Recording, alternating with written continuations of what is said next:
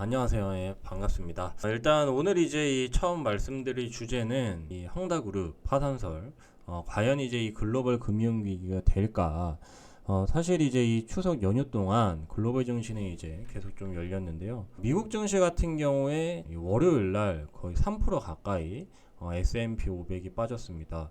그래서 이제 뭐 이 글로벌 증시를 보시는 분들은 왜 이렇게 갑자기 증시가 빠졌냐 좀 걱정도 많이 하셨을 거예요.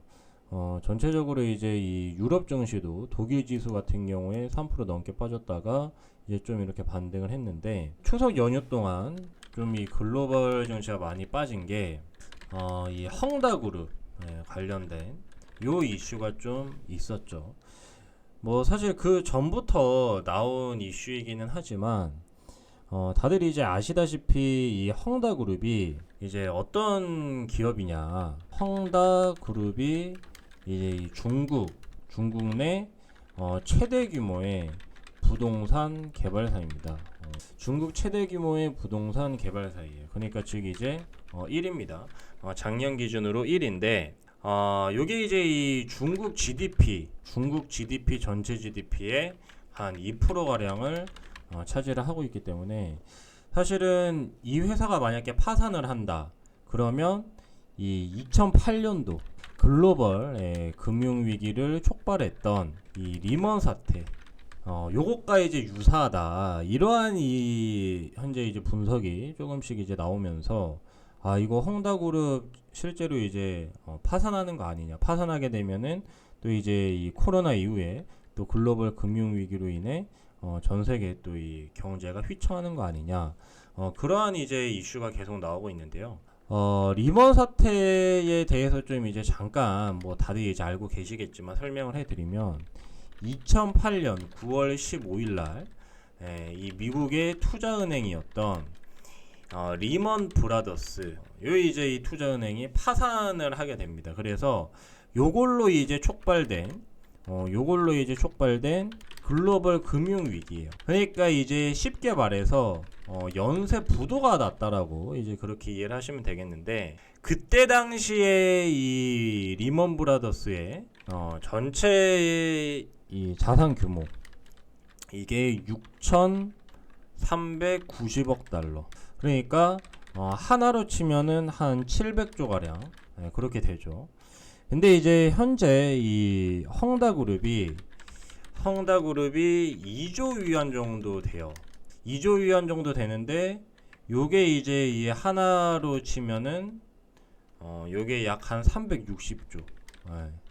그러니까 사실상 뭐 리먼 사태가 발생할 수도 있을 만큼의 규모는 크긴 합니다. 다만 이제 리먼 사태 때 이 2008년도 리만 브라더스 대비해서는 자산 규모가 한 2분의 1 가량이에요. 그래서 뭐 그렇게 이제 크게 위협이 되겠냐 그런 부분이 많은데, 만약에 진짜로 이제 이 글로벌 금융 위기가 여러분 찾아온다면 사실 엄청 좀 긴장을 해야 됩니다. 왜냐하면 다들 이 최근에 주식 시장에 뛰어드신 분들은 이 하락에 대한 공포를 잘 모르시죠. 사실 2018년도에 이 양적 긴축을 하면서 요렇게 이제 하락했던 것만 봐도 굉장히 좀 아팠거든요. 지금 요때 당시에 하락이 약 한 2년가량 계속됐었어요. 2018년도부터 연준에서 이제 양적 긴축을 하면서.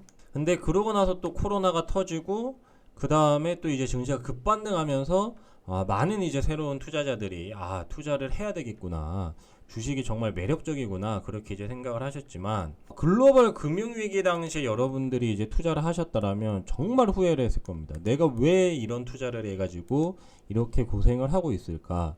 2008년도 이 글로벌 금융위기가 찾아왔을 때 코스피가 2000이 넘었는데요.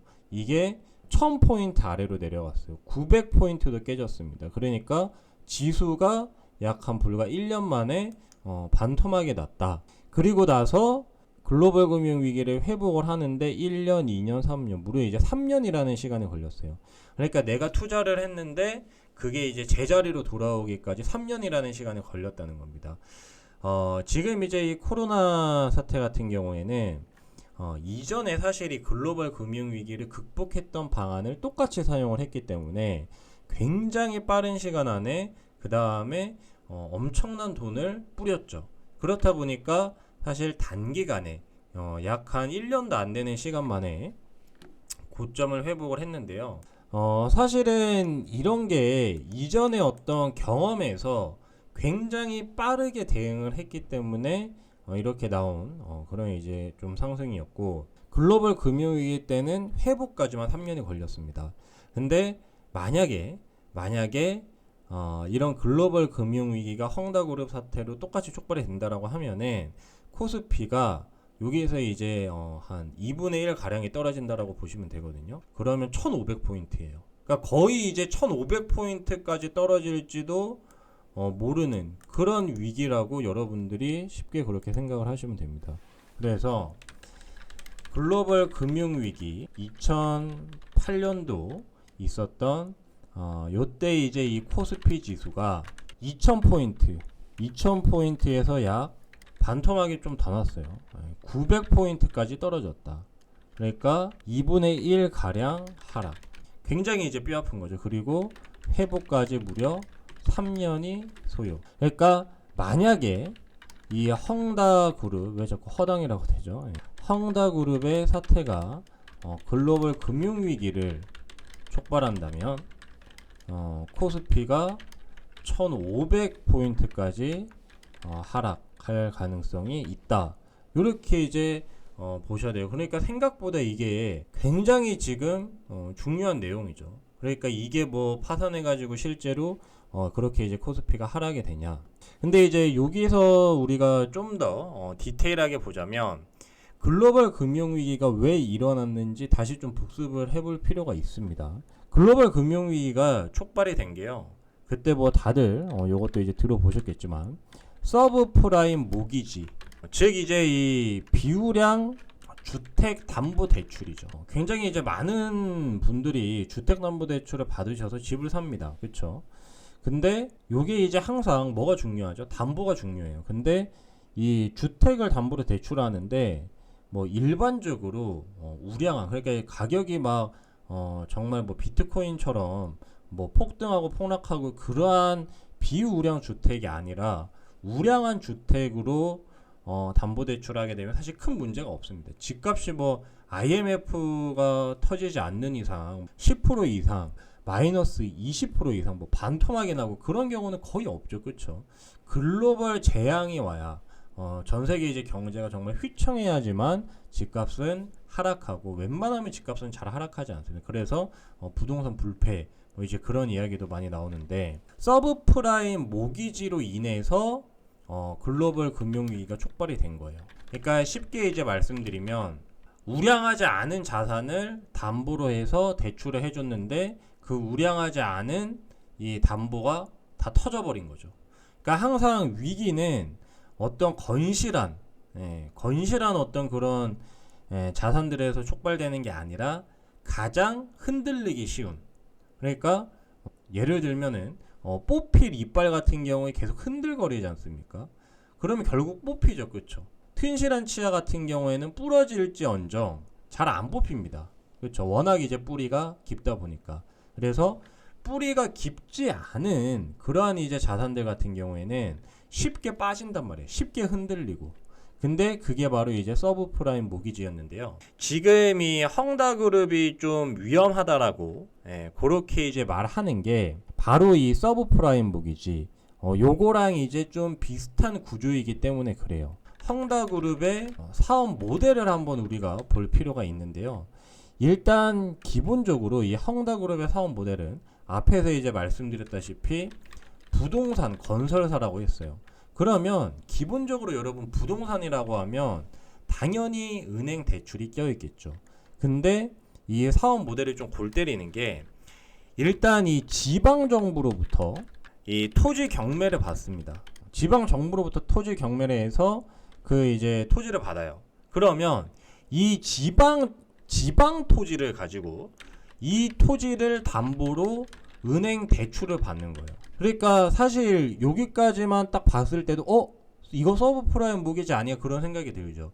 그러니까 비우량한 지방에 있는 저렴한 이 토지를 담보로 은행 대출을 받는 거예요. 그러니까 뭐 사실 뭐 서울 강남 땅을 담보로 해서 은행 대출을 받으면 떨어질 일이 없겠죠. 근데 지방에 저기 뭐 산속에 있는 막 이제 그런 우량하지 않은 토지를 가지고 은행 대출을 받다 보니까 이거는 사실 어떻게 보면은 비우량 주택담보대출은 비슷하거든요. 그렇죠?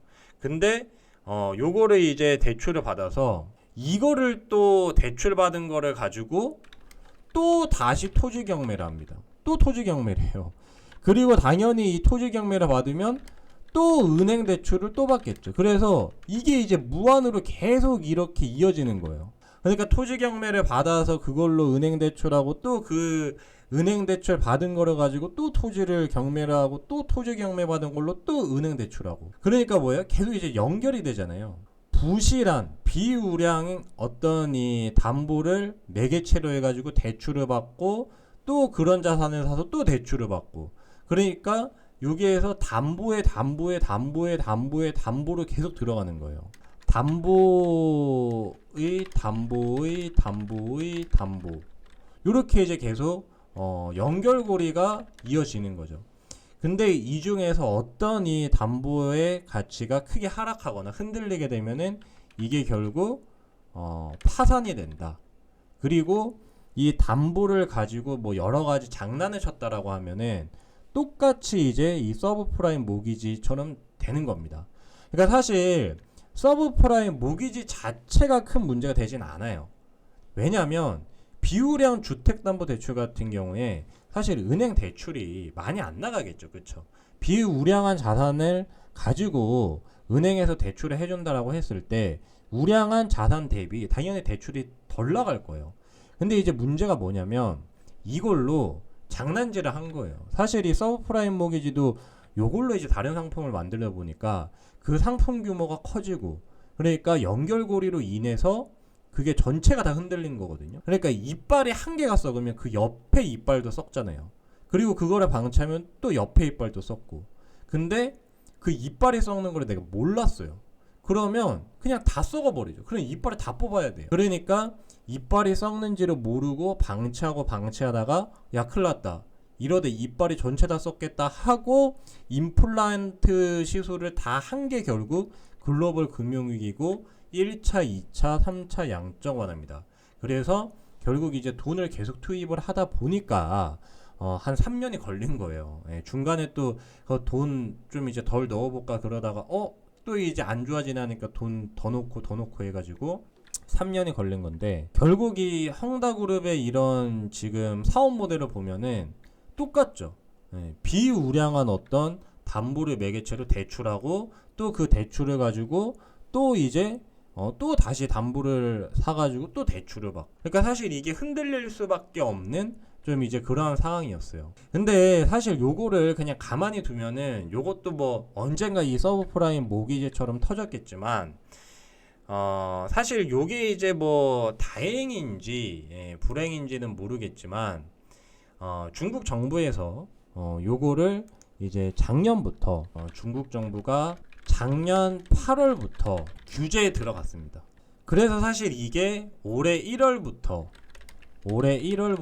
전면 시행이 되면서 요 지금 헝다그룹이 크게 지금 흔들리는 것인데 이 관련된 부분을 우리가 조금은 봐야 돼요.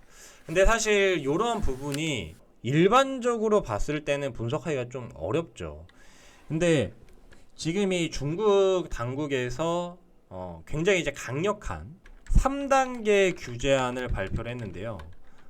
요게 이제 그 올해 1월부터 전면 시행이 되면서 지금 이 헝다그룹 같은 경우에는 이 세 가지 조건이 나눠집니다. 뭐 첫 번째 같은 경우는 이제 부채 자산 비율, 이제 그 두 번째 같은 경우에는 자기 자본 부채 비율, 그 다음에 세 번째로는 현금성 자산, 그 다음에 단기 부채 비율. 그러니까 요 이제 비율들을 세 가지 조건을 충족을 시켜야 돼요. 근데 이거를 이제 이 헝다그룹 같은 경우에 헝다그룹은 단 하나도 충족시키지 못해서 어떻게 됐냐면요, 은행 대출이 아예 안 돼요.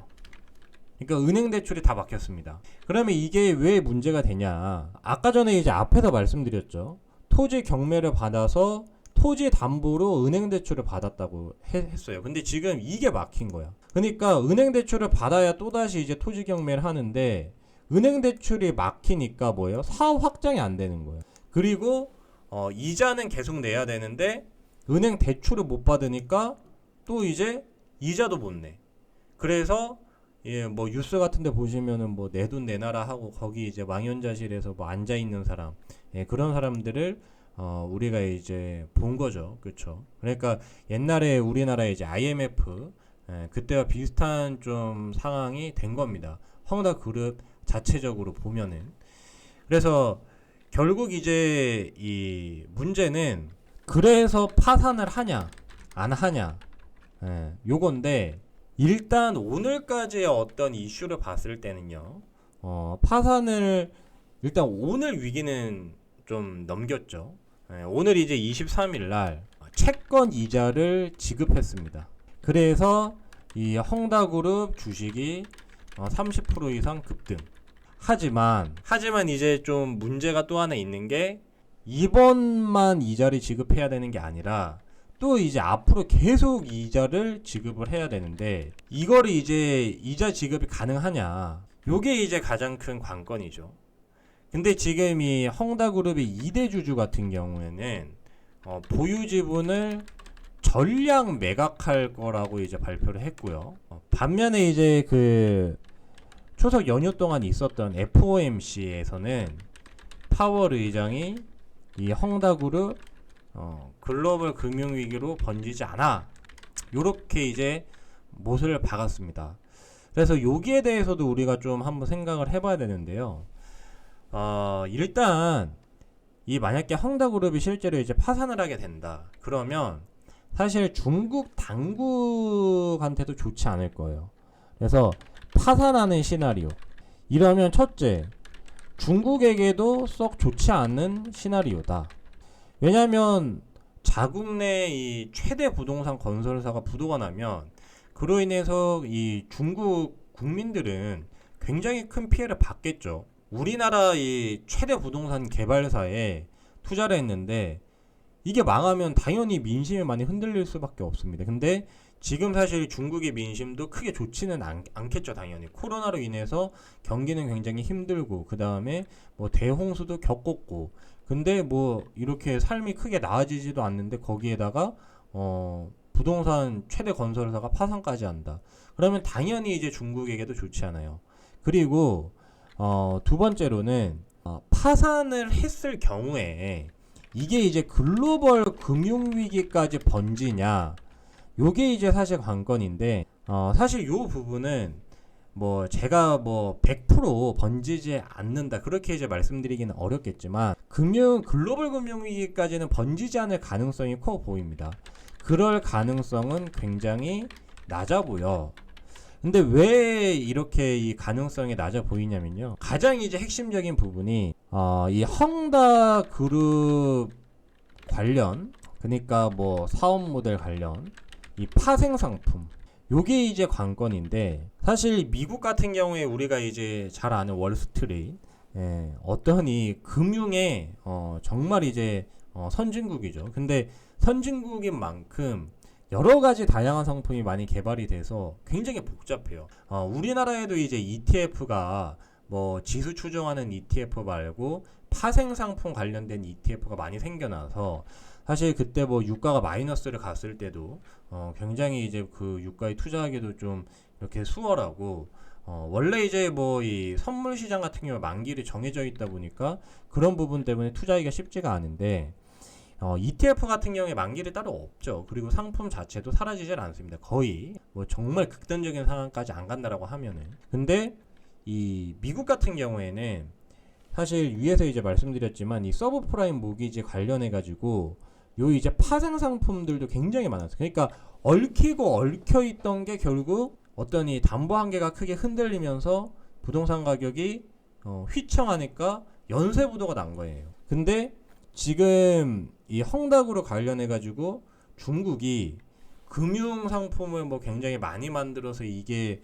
정말 뭐 꼬리에 꼬리를 물고 뭐 국가 전체적으로 뭐 거의 부도가 날 만큼의 그런 영향력을 가질까? 사실 뭐 앞서 말씀드렸지만 일단 이 규모 자체도 절반 가량밖에 안 되고 그 다음에 그때 당시에 여러분이 6,390억 달러. 지금 근데 헝다그룹이 360조예요. 그러면 사실상 지금 이제 10년도 더 됐죠. 2008년도니까요. 13년 전에 이 금액이랑 지금 이 헝다그룹의 360조 원은 더 큰 차이가 있을 수밖에 없습니다. 뭐 지금까지 계속 이제 물가는 또 이제 화폐 가치는 하락해 왔으니까요. 특히 이제 이 코로나 이후에 또 굉장히 많은 부분, 그런 부분이 있었죠. 그래서 결국은 헝다그룹 관련된 부분에 어떤 이 상품들이 많이 껴있냐. 근데 그럴 가능성이 낮다. 파생 상품이 연계되어 있을 가능성 낮다. 요렇게 이제 보는 게 현실적인 것 같습니다. 그러니까 사실 뭐 중국이 이 미중 무역 전쟁을 하면서 미국이 중국 쪽에 많은 부분, 특히 이제 금융 개방을 요구를 했죠. 근데 금융 개방을 요구했다는 거는 사실 이 중국의 금융이 굉장히 폐쇄적이었다는 거예요. 그러면 그만큼 다양한 상품, 그 다음에 어떤 외국인 투자자들이 실제로 중국에 막 엄청난 이 투자금을 투자를 해서 이게 만약에 중국의 이런 어떤 이 주식, 그 다음에 어떤 한 기업이 크게 휘청한다라고 해서 이게 글로벌 연쇄 부도로 이어지냐? 그렇지 않다는 거죠. 근데 미국의 이 어떤 대형 투자은행이 망하는 것은 상당히 큰 연쇄 효과가 발생할 수밖에 없다. 왜냐하면 미국은 뭐 우리나라에서도 뭐 그냥 HTS나 스마트폰을 통해서 마음껏 지금 투자를 할 수 있는데 예를 들어서 우리나라에 이제 삼성전자가 만약에 정말 이제 파산을 한다. 그것과 헝다그룹이 파산을 한다. 그거는 사실 뭐 어떤 이 자산 규모로 봤을 때는 뭐 그래도 비슷할 수가 있긴 하지만 느낌 자체가 확연히 다르죠. 우리나라에서 삼성전자가 파산한다. 그럼 우리나라 자체가 사실 거의 파산하는 것과 비슷한 효과가 나겠지만 중국의 헝다그룹 파산한다. 그러면은 그게 그렇게 큰 영향이 있을까? 이런 생각이 들 수가 있다는 거죠. 그래서 아무래도 이 파산을 실제로 한다라고 해도 사실 중국에게 썩 좋지 않아서 일부 그러니까 이런 뭐 유예를 해준다거나 지금 중국 당국에서는 그냥 뒷짐만 지고 남의 집 불구경 하듯 그러고 있지만 중국 정부 당국에게도 사실 이거는 좋지 않다. 그리고 앞서 이제 말씀드린 거 2대 주주가 보유 지분을 전량 매각할 것이라고 발표했는데 요것과 관련해 가지고 한 가지 우리가 좀 생각해 볼 수 있는 부분이 있어요. 좀 이제 음모론적인 부분인데 최근에 이제 여러분이 중국에서 굉장히 많은 규제책들이 쏟아졌습니다. 최근 중국 당국의 연이은 규제. 근데 이러한 부분들이 이 뭐 알리바바도 그렇지만 중국 어떻게 보면 인터넷 기업 중에 넘버원인 알리바바도 지금 어떻게 보면 민영 기업이었는데 이게 지금 국영화되는 그런 이제 단계에 놓여 있지 않습니까? 그러면 자 인터넷 1위 기업 그러니까 뭐 이 미국으로 치면 아마존을 지금 국영화 시키는 거예요. 그렇다면 부동산 건설사 1위도 국영화 이렇게 이제 또 한번 생각을 해볼 수가 있는 거죠. 그래서 지금 이제 이 시진핑이 사실 거의 이제 장기 집권의 길을 열었죠. 원래 이제 중국도 공산당이지만 북한과 굉장히 다르고 그 다음에 자본주의 반자본주의 체제로 갈 수 있었던 가장 큰 이유가 5년 중임제였어요. 그러니까 10년 하면 바뀝니다. 10년 하면 그 정권이 바뀌죠. 그렇다 보니까 지금 뭐 북한 김정은 체제처럼 이렇게 그냥 계속 그냥 한 사람이 독재 체제로는 못 갔단 말이에요. 근데 지금 시진핑이 독재 체제를 열었는데 문제는 뭐예요? 돈이 있고 힘이 있는 세력들이죠. 사실 우리나라의 뭐 삼성전자 이재용 부회장 당연히 굉장히 큰 영향력을 가지고 있을 수밖에 없습니다. 그래서 최근에도 뭐 이제 이 재판을 받을 때도 국민들이 큰 관심을 가진 것처럼 마찬가지죠. 중국도 똑같이 이제 그런 관점으로 볼 수 있는데, 만약에 이제 이 시진핑이 독재 체제로 쭉 간다라고 하면은 본인에게 이제 위협이 될 수 있는 부분, 그러니까 굉장히 큰 기업들, 그리고 그 기업들이 만약에 조금 현재 이제 이 정권에 대해서 반정부에 대한 어떤 그러한 좀 스탠스가 강하다라고 하면은 당연히 규제를 할 수밖에 없어요. 그래서 앞서 이제 이 말씀드렸던 중국의 이 굉장히 강력한 3단계 규제안 발표를 왜 하필 시진핑이 장기 집권 체제를 마련하면서 이거를 발표를 했을까?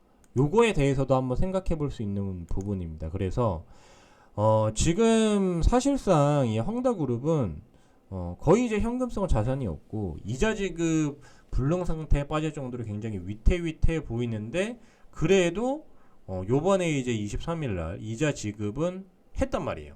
일부 이자 지급을 했고, 그 다음에도 만약에 해결이 된다, 그리고 계속 이런 부분이 해소가 된다라고 하면은 당연히 이거는 좀 음모론적인 부분이긴 하지만 이 헝다그룹을 국영화하기 위한 중국 정부의 강력한 좀 어떤 규제 정책이 아닐까, 이렇게 좀 생각을 해볼 수가 있을 것 같습니다. 그래서 최근에 이 헝다그룹 관련된 이슈는 계속 나왔지만요, 지금 중국 상해종합지수로 보면요, 글로벌 금융위기 때랑은 완전히 다른 느낌이에요.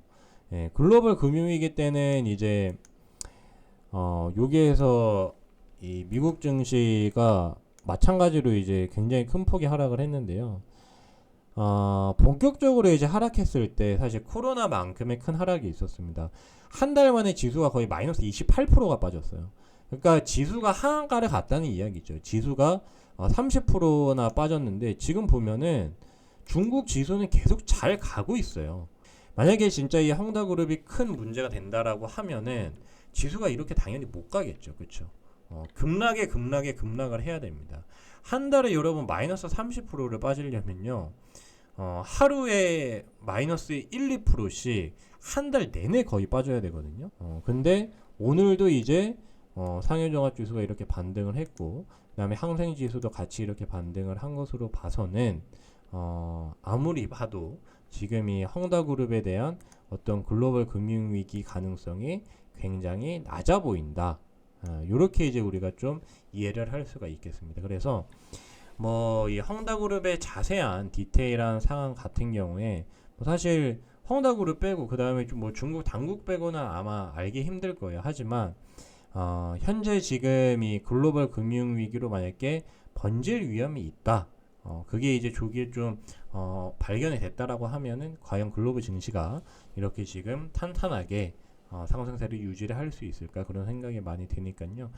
여기에 대해서는 지속적으로 이자 지급을 하냐, 그게 이제 주요 좀 관건이 되겠으니까요. 그 부분에 대해서 좀 포커스를 두고 이슈를 모니터링 하시면 되겠고, 만약에 이제 이자 지급이 계속 이루어진다라고 하면은 크게 우려할 필요는 없을 것 같습니다. 그리고 만약에 이제 제가 말씀드렸던 대로 실제로 이 헝다그룹이 국영화가 된다, 그러면은 정말 음모론이 맞았구나, 그렇게 또 지나가는 이슈로 그렇게 생각을 하시면 되겠습니다. 그래서 뭐 추가적으로 또 지속적으로 이러한 어떤 시황적인 부분을 함께 이제 모니터링 하시고 싶은 분들은 아래 링크를 통해서 들어오시기 바라겠고요. 오늘은 또 이 헝다그룹 굉장히 지금 이슈가 많이 나오고 있는데요. 거기에 대해서 좀 간략하지만 조금 이제 중요한 부분들을 이렇게 좀 정리를 해봤습니다.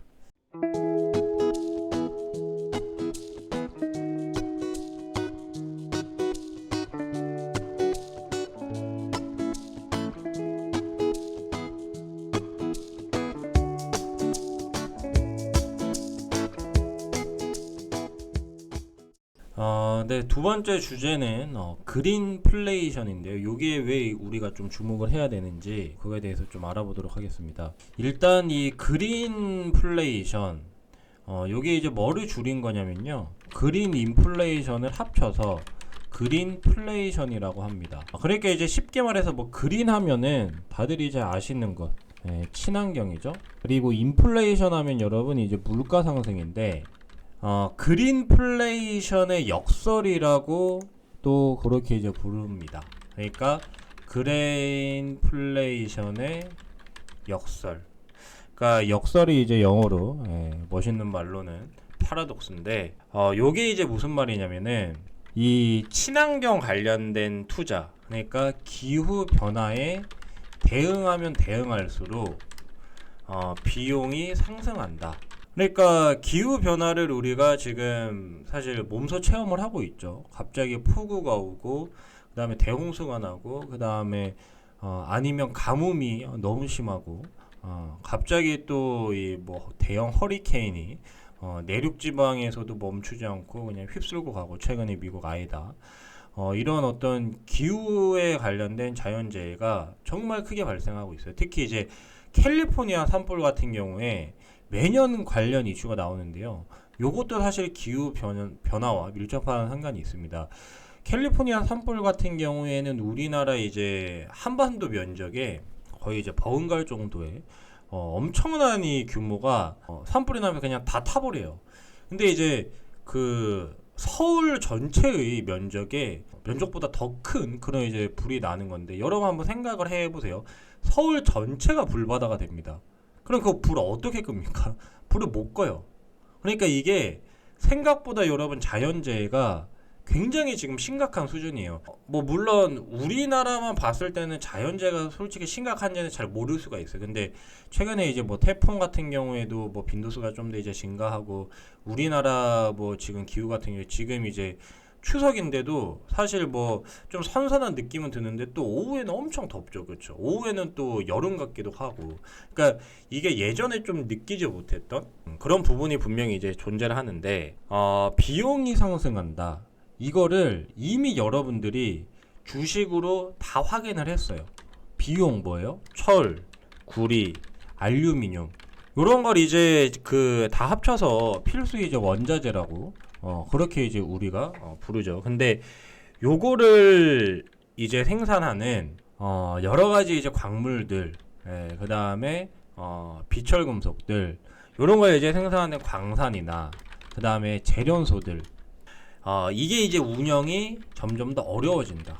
그러니까 뭐 사실 너무나 당연한 이야기인데요. 대표적으로 이제 이산화탄소 배출을 가장 많이 하는 분야가 철강 산업이에요. 근데 이 철강 산업이 이산화탄소 배출을 제일 많이 하니까, 만약에 이산화탄소 배출을 줄여라 그러면 뭐를 줄여야죠? 철 생산을 줄여야. 그러니까 지금 철강 가격이 사실 많이 오른 것도 어떻게 보면 뭐 전 세계적으로 대규모 인프라 정책을 해서일 수도 있지만, 근본적으로 봐서는 글로벌 탄소 중립 정책 때문이다. 그게 선반영되고 있다. 그런 부분이 충분히 있을 수 있고요. 당연히 이 재련소나 이 광산 운영이 어려워지면 뭐예요? 가격이 상승되겠죠. 근데 생산은 계속 이제 감소가 되기 때문에, 즉 이제 공급이 줄어들기 때문에 결국 가격이 오를 수밖에 없다. 그러니까 가격이 오르는 거는 뭐예요? 인플레이션이죠. 물가 상승. 그러니까 친환경 쪽으로 계속 가서 이산화탄소 배출을 줄여라, 이산화탄소 배출 그만해라 라고 하면 할수록 뭐예요? 물가가 상승한다는 겁니다.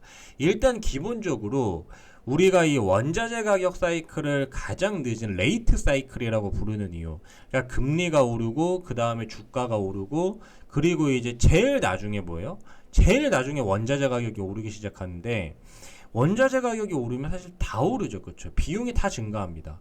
그래서 원자재 가격이 마지막 클라이막스를 딱 찍으면 뭐예요? 뭐 글로벌 금융위기가 오거나 아니면은 다시 이제 경기 사이클이 하방 쪽으로 기울게 돼요. 그러니까 결국 이런 부분을 우리가 그냥 단순하게 어떤 이 경제 이론으로만으로도 이해를 할 수 있지만, 지금 우리가 겪고 있는 부분이기도 합니다. 뭐 코로나로 인한 부분도 있지만, 거기에 덮친 격으로 지금 원자재 가격 폭등하니까 각 기업들이 비명을 지르고 있죠. 그리고 심지어 이 차량용 반도체도 부족하다 그러고, 그 다음에 지금 뭐 또 뭐 구리나 알루미늄 이런 것도 부족하다 그래요. 그러니까 전체적으로 친환경이라는 마크를 달고 나오는 상품들이 그렇게 많지 않고, 그 다음에 이거를 생산해내는데 고도의 비용이 들어가니까 당연히 이제 물가가 상승한다. 그래서 이제 여기에 대해서 여러분들이 좀 주목을 하셔야 되겠는데요. 일단 그 철강 같은 경우엔 동국제강이 기본으로 많이 올랐죠 이미. 동국제강이 한 10배가 뛰었습니다. 그쵸? 그 작년 3월에 2780원이에요. 아, 이때 1년 전으로 돌아가면 이거 투자해가지고 1년 딱 돌고 있으면 10배 수익 나는데요. 그쵸?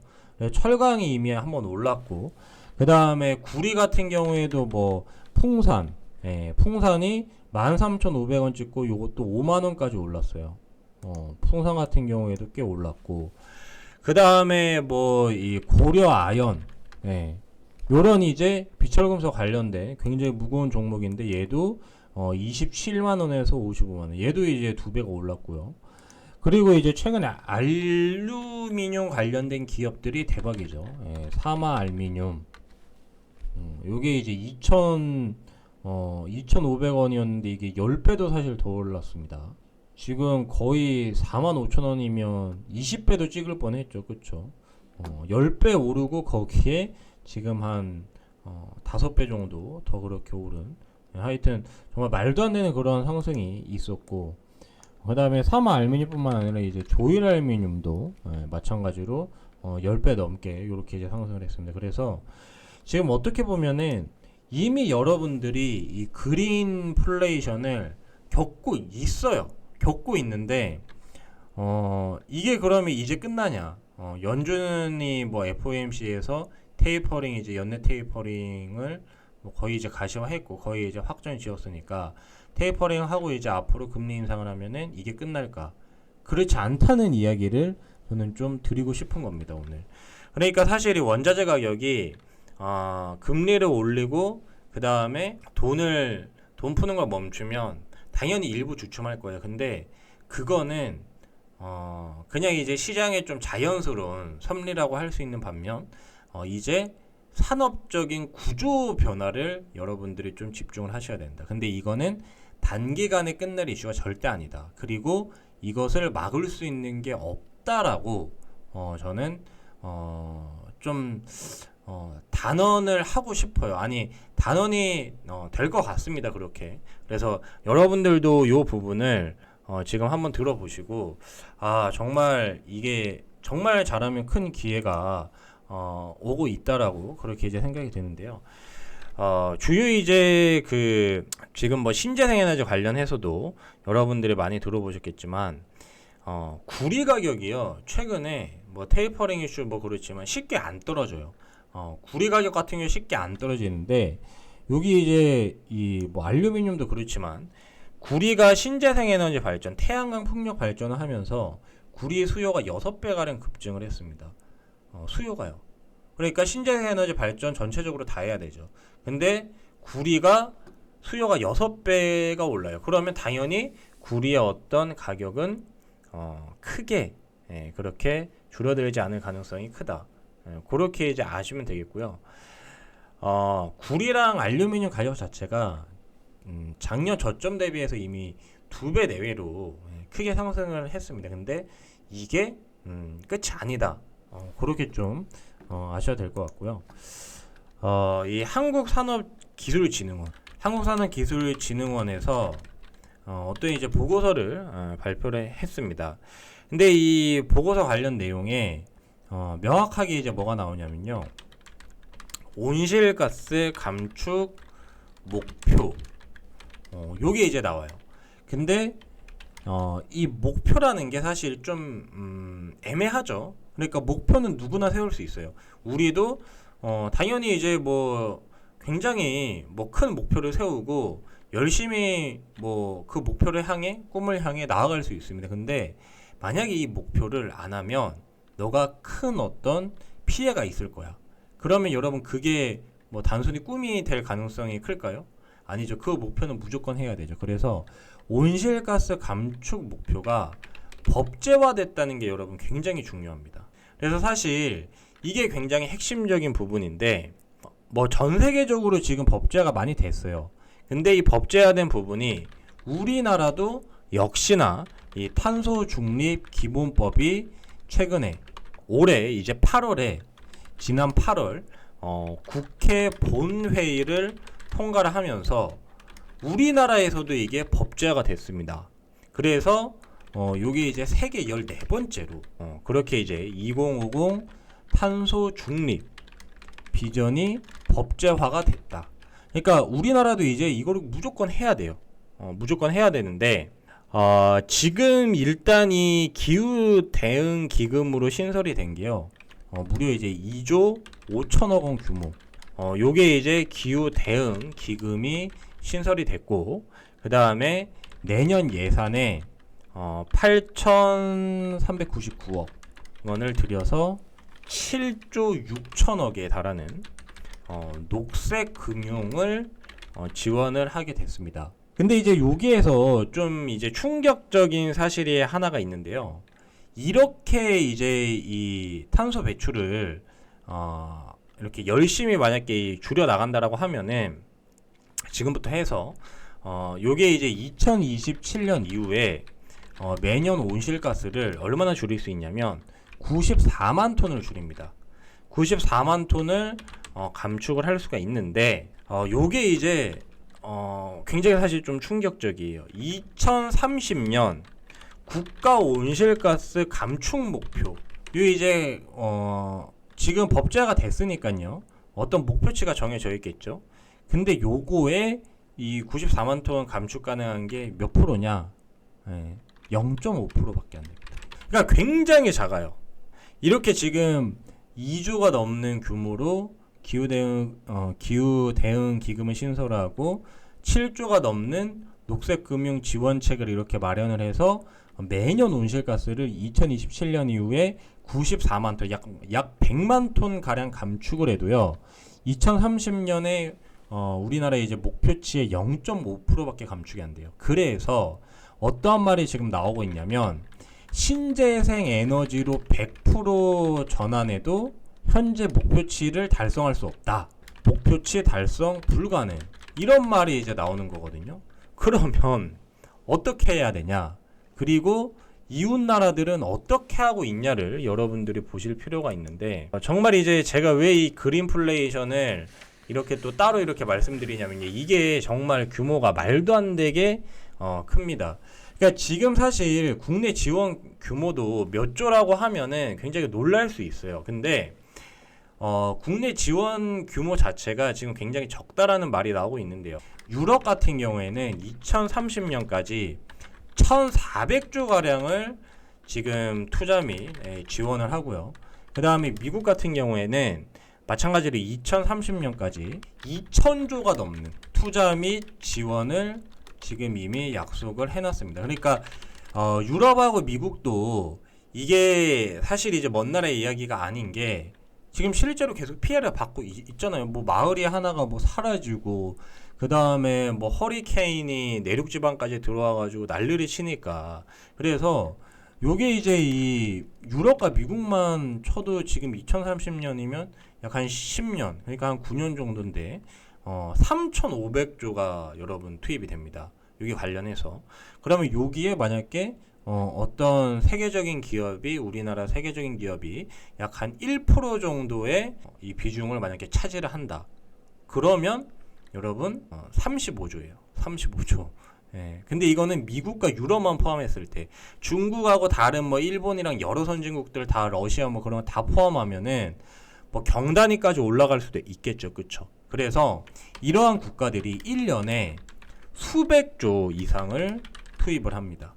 수백조예요. 그러니까 이 규모가 지금 앞에서 본 우리나라랑은 확연히 달라요. 우리나라 경우에 지금 이제 내년 예산이 12조거든요. 근데 이제 많은 분들이 아시다시피 우리나라 같은 경우에는 뭐예요?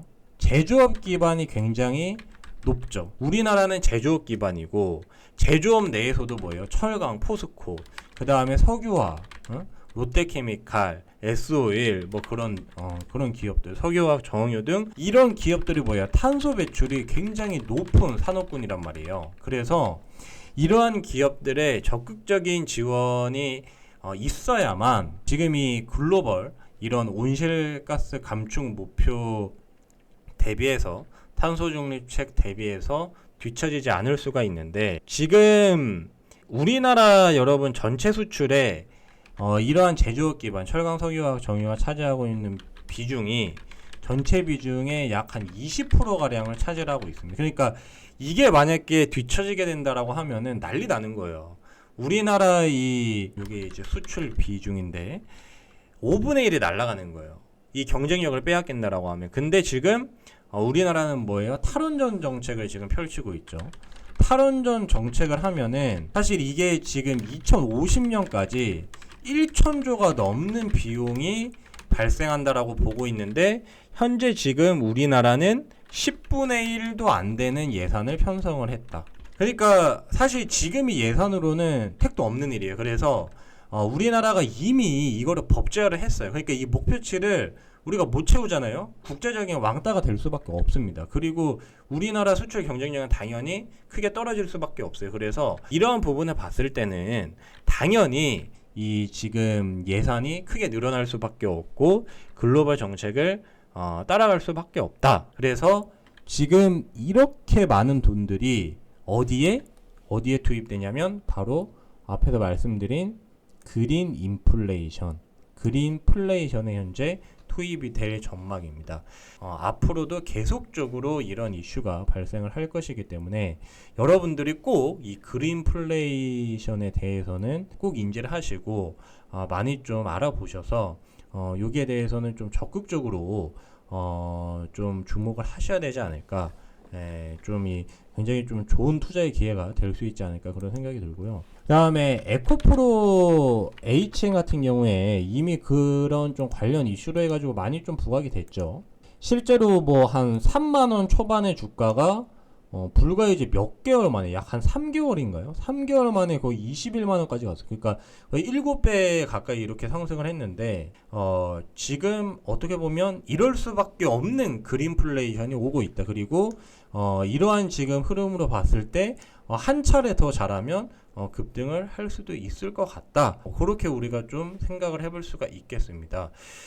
그렇기 때문에 이 지금 향후 이 그린플레이션 그 다음에 이런 어떤 이 탄소 중립 정책에 의한 구조 조정이 아마 굉장히 급속도로 그리고 우리가 진짜 생각하는 것보다 훨씬 빠르게 이루어질 가능성이 매우 높아요. 왜냐하면 이산화탄소 배출을 사실 줄인다는 게 굉장히 어렵거든요. 그러니까 우리가 지금 뭐 입고 있는 옷들이나 여러 가지 이제 제품들을 친환경으로 다 바꾼다라고 해도 사실상 이산화탄소 배출이 바로 줄어들기는 힘듭니다. 이미 그 전에 발생했던 이산화탄소들이 줄어든다라고 하면 우리는 그것보다 더 많은 양을 감축을 해야만 해요. 그래서 앞에서 이제 말씀드렸다시피 이렇게 유럽이랑 미국이 합쳐서 거의 3천조가 넘는 돈을 요렇게 이제 투자를 하고 지원을 하고 그러는 게 정말 어떻게 보면은 그럴 수밖에 없는 지금 상황에 처해 있다. 그리고 그 현재 이제 반도체 설비 투자 같은 경우에도 사실 굉장히 큰 금액이 투입될 것 같은데 그 부분에 대해서도 친환경적인 부분이 지금 시장에서도 또 많이 부각이 되고 있고 이러한 부분은 단순히 어떤 하나의 산업 앞서 말씀드린 뭐 철강이나 석유화학, 정유 이렇게 탄소 배출이 높은 산업군만이 아니라 다른 여타 산업군에도 똑같이 다 적용이 될 수밖에 없다. 그러니까 산업 전체적인 틀이 아마 매우 크게 바뀌고 엄청난 변화가 일어날 수밖에 없다. 결국 수천조의 돈이 여기에 지금 몰리고 있다. 그래서 그린플레이션은 여러분들이 꼭 주목을 하셔야겠다. 그렇게 좀 정리를 할 수가 있겠습니다. 그린플레이션에 대해서 왜 우리가 주목해야 하는지 좀 자세하게 알아봤고요. 관련된 내용은 또 제가 지속적으로 업데이트를 해드릴 예정이기 때문에 또 이제 아래 링크를 통해서 들어오셔서 함께 좀 여기에 대해서 여러 가지 좀 이야기를 많이 나눠봤으면 좋을 것 같습니다. 절대 이거는 단기적으로 1년 안에 뭐 몇 개월 안에 끝나는 일이 아니라요. 중장기적인 관점에서 우리가 꾸준히 좀 가져가야만 하는 그런 부분이다. 그렇게 좀 최종적으로 정리를 할 수가 있겠습니다.